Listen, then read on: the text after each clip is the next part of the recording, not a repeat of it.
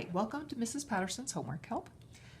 This is Math Chapter 3, Lesson 6, and we're going to kind of introduce a new property of multiplication, the associative property of multiplication. And this is actually kind of a fun one to play around with, and let me explain why.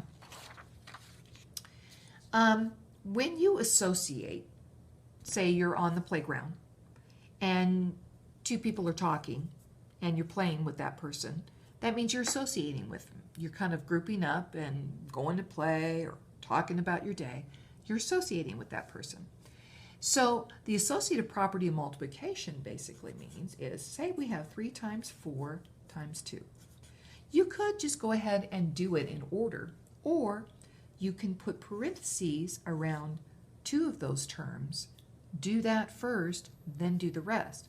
These two are associating with each other. They're in a group. They've come together. 3 times 4 aren't working together. So if I do 3 times 4, it's what? 12, right? Then 12 times 2 equals 24. Pretty simple. What happens if I associate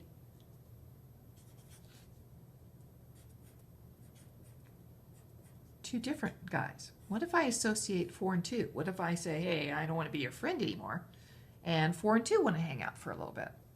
That's cool. Will we get the same answer? Let's find out. So in parentheses, we always do those first. 4 times 2 is 8. So 3 times 8 now equals what? 24. So both of these equal 24. So it doesn't matter who associates with who, you're still going to get the same outcome as long as they're all talking multiplication, okay? If you had different operations in here, it would be different. Okay, so I'm going to skip down to number 5 and do that because I want to show you how you can use the associative property to your advantage. So number 5 is 8 times 2 times 2, okay? I can go ahead and say, hey, I'm just going to put those together. I'm going to do 16, and then 16 times 2 is, oh, wait a minute. I have to go over here, and I have to start multiplying, and then I'll get my answer. It's a little longer because I had to go over here and sit around. Sorry, I didn't have 16 times 2 maybe memorized.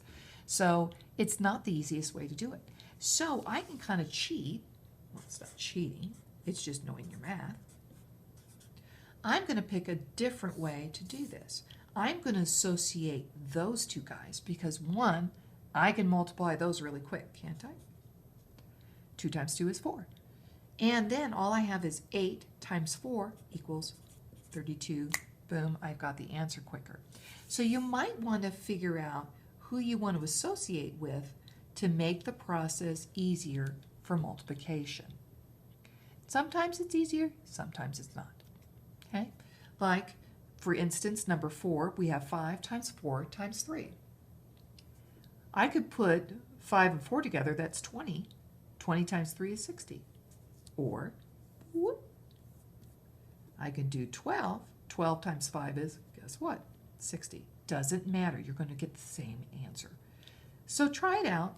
Put your parentheses where you would like to, and try to think about where it would be easier and how it would be easier to calculate. So you wouldn't even have to, all you have to use is your multiplication skills, which should be good, by the way. All right, now, this is a little bit more tricky. They have a blank right here. So how do I figure out how to find out that blank? Well, you use the associative property. It's really simple. Say we know 64 is going to be our outcome, right? Well, we take the only 2 numbers that we have. Can we multiply those together? Yeah, it doesn't matter if they're not stuck together. So 8 times 4 is 32. Okay? So how many times do I need 32 to get up to 64? 2 more times, because 32 plus 32 is 64. So I know I put a 2 in there. Here, 3 times 4, it's all I have. I got to get to 120. Guess what? That's going to be 12. And what do I multiply 12 to get to 120? 10. Okay? So multiply what you have to figure out how you can get to your end result number. And you can always use your multiplication tables and work backwards. That's a great strategy.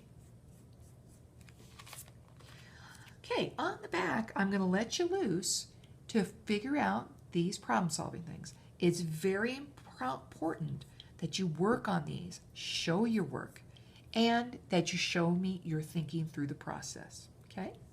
Think about what we did on the front and how we use that, and they're going to use that strategy back here, okay?